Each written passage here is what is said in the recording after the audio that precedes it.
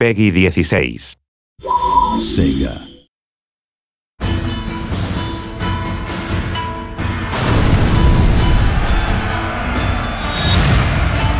Set during the 19th century, The Fall of the Samurai offers a largely different gaming experience to the original Total War Shogun 2. It's full of explosives, pyrotechnics, it's got lots of fun new units like torpedo ships and Gatling guns. Ships explode left and right, get armor-penetrating shells. We have this huge clash between the modern and the traditional. Effectively, this is a war for the soul of Japan in the modern world.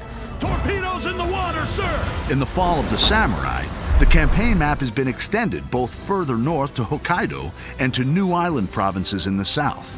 Ultimately, at the end of the Boshin War, the shogunate forces were chased by the imperial forces into Hokkaido, forming the Izo Republic, which was kind of the last stand of the shogunate forces. The campaign map has been reimagined to reflect the new time period, with steam railways making their first appearance in a Total War game. Developing a rail network allows swift movement of troops and agents. You know, if you've got a Gatling gun factory, say, in one province at the end of the railway line, you know, within a turn, you can get him right where he's needed at the front line. But be wary of enemies sabotaging or blockading your stations. My favourite agent, really, I think, is the foreign veteran agent. So that's kind of an American or British or French foreign veteran that you bring in to improve the recruitment of your troops, kind of drill your troops, train them more effectively. And they can also challenge other agents to single combat. Well, I will defend my honor. The American, British, and French nations play an important part in the struggle for victory. Japan was rich in natural resources and obviously trade opportunity. The Americans were very keen on tapping this potential. You know, a bunch of Americans turn up and say, you will trade with us, and back it up with some gunboats.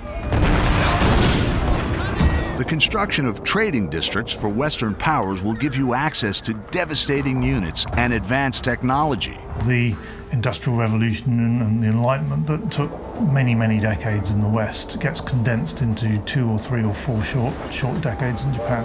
You know, in about 30 years, it's one of the most advanced industrial nations in the world.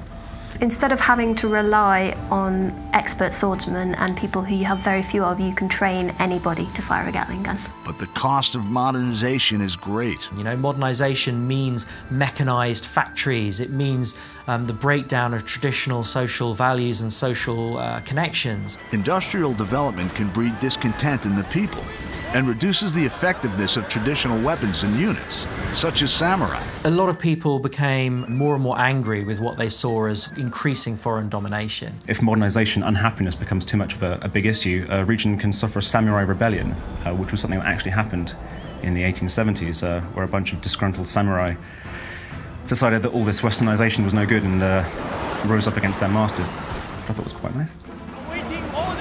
The dynamic clash between the old traditions and the new industrial world is at the heart of The Fall of the Samurai. Like all Total War games, there's no wrong path to victory.